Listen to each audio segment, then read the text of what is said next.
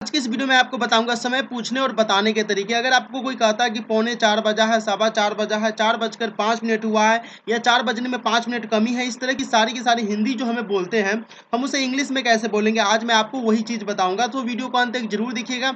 चलिए वीडियो को शुरू करते और आपको बताते हैं।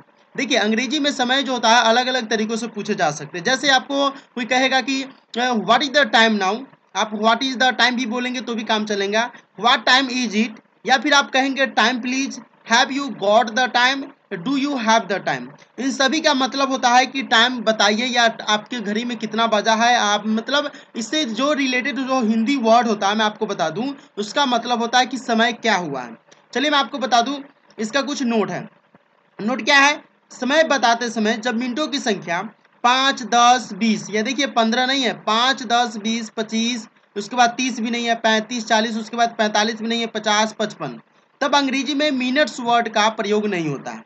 अब ये सारी चीज़ें, इसका रूल है, ये आप याद कर लीजिए कि अगर 5:05 रहेगा तो वहां पर हम मिनट्स वर्ड का यूज नहीं करेंगे। चलिए आगे चलते हैं नोट नंबर सेकेंड में। समय बताते समय जब मिनटों की संख्या 1, 2, 3, 4, देखिए 5 नहीं है, 6, 7, 8, 9 इत्यादि हो, तब हम अंग्रेजी में मिनट्स वर्ड का प्रयोग होता है। तब अंग्रेजी में क्या करते हैं? मिनट्स वर्ड का हम लोग प्रयोग करते हैं, यानी प्रयोग होता है। चलिए मैं आपको एग्जाम्पल के साथ क्लियर कराता हूँ। जैसे 6:05 हुए हैं, तो हमें क्या, हम नोट क्या बताए हैं कि जब 5, 10, 20, 30, 35, 25, 35, 40, 50, 55 हो, तब हम क्या करेंगे? मिनट्स वर्ड का यूज नहीं करेंगे। देखिए 6:05 हुए हैं, इट इज 5:06। अब आगे चलिए, अभी 6:01 हुए हैं, और मैं आपको सेकेंड नोट में क्या बताऊं कि 1, 2, 3, 4, 6, 7, 8, 9 हो, तब वहां पर क्या करेंगे? मिनट्स वर्ड का यूज करेंगे। It is 1 minute, it is 1 minute past 6। अगर यहाँ 1 से ज्यादा रहेगा तब हम इसमें एस लगाएंगे, अगर 1 है तो 1 में एस नहीं लगाएंगे। चलिए आगे चलते हैं। अब रहेगा 6 बजा है, 12 बजा है, 3 बजा है, 4 बजा, तो हम इसे कैसे हम इंग्लिश में बोलेंगे? तो मैं आपको बता दूं, 6 बजा है तो इट इज 6 o'clock, अगर 7 बजा है तो इट इज 7 o'clock, 8 बजा है तो इट इज 8 o'clock, 12 बजा है तो इट इज 12 o'clock बोलेंगे, 12 नून भी बोल सकते हैं, 12 मिडनाइट भी बोल सकते हैं। ठीक है, चलिए आगे चलते हैं। 6:11 हुए हैं, तो 6:11 को हम बोलेंगे इट इज 11 मिनट्स पास्ट 6। अगर 6:11 होगा तो हम उसे इंग्लिश में बोलेंगे इट इज 11 मिनट्स पास्ट 6। अब यहाँ पर देखिए 6:11, ये 11 मिनट ज़्यादा है, तो हम इसे क्या करेंगे? पास्ट का यूज करके इसे यूज करेंगे, और क्या करेंगे? इट इज 11 मिनट्स पास्ट 6, या इट इज 6:11 भी हम इसे बोल सकते हैं। अब देखिए 6:23 हुए हैं। अब 6:23 हुए, हम इसे इंग्लिश में कैसे बोलेंगे? तो इट इज 20 मिनट्स पास्ट, यानी कि जो मिनट जो है बीत गया रहता है, 6:23, 23 मिनट ज़्यादा है, इसीलिए हम पास्ट का यूज किए हैं।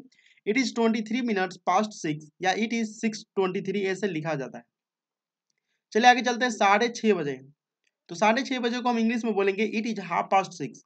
अगर 6:30, 7:30, 8:30, 9:30, 10:30 रहेंगे तो वहां पर हम हाफ का यूज करेंगे, साढ़े के लिए हम हाफ का यूज करेंगे।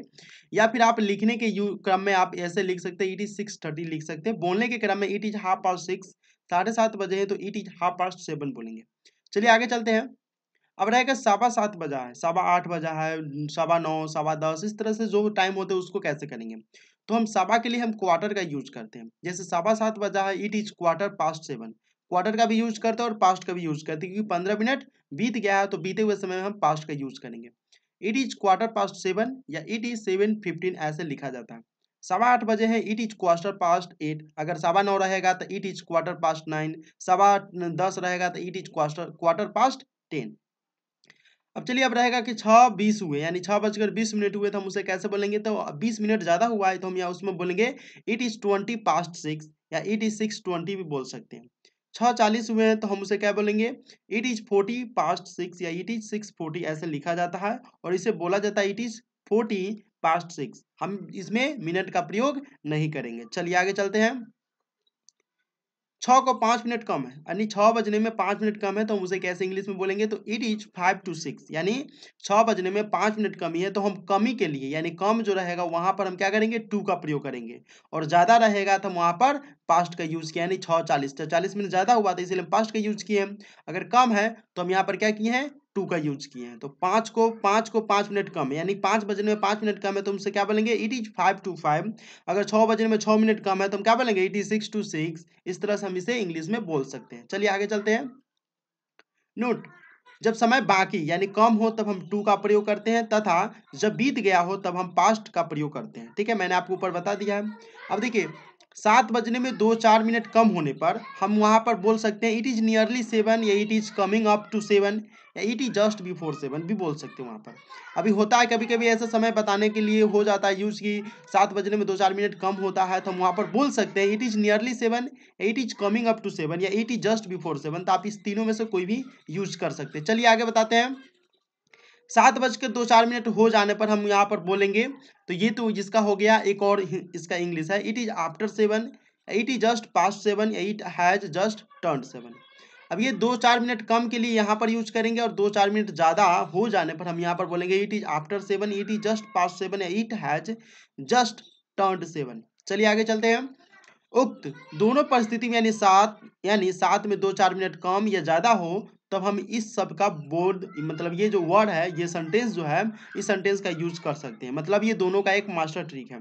अगर 4-7 मतलब जो समय है उसमें 2-4 मिनट ज्यादा या कम रहेगा, तो हम वहां पर अराउंड का यूज करके बोल सकते हैं, या अबाउट का यूज करके, या से या इस का यूज करके बोल सकते हैं। जैसे सवा सा मतलब 7 बजने में 2-4 मिनट ज्यादा है तो इट इज अराउंड 7, या 7 बजने में 2-4 मिनट कम है तो हम बोल सकते हैं it is around 7, it is about 7, या इट इज 7 इस भी बोल सकते हैं। अगर 8 रहेगा तो इट इज या it is around 8, it is about 8, इस तरह से हम इसे बोल सकते हैं। चलिए आगे चलते हैं।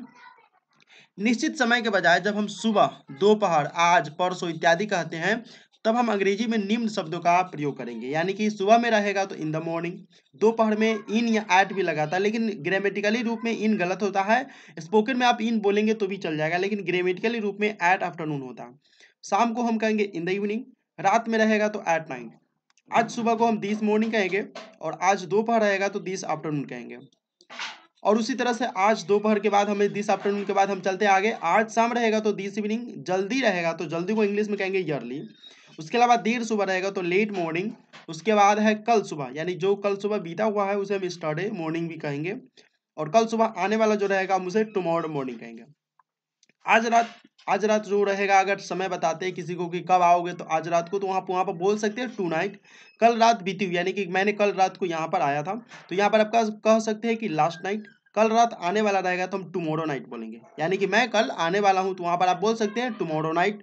ठीक है ना। आज को हम इंग्लिश में टुडे कहते हैं। कल यानी आने वाला जो कल रहेगा वहां पर हम क्या करेंगे, टुमारो बोलेंगे। और कल बीता हुआ रहेगा तो हम उसे स्टरडे कहेंगे। जैसे मैं कल खाया, तो यहाँ पर हम क्या बोल सकते हैं, स्टरडे का यूज वहां पर कल के लिए करेंगे।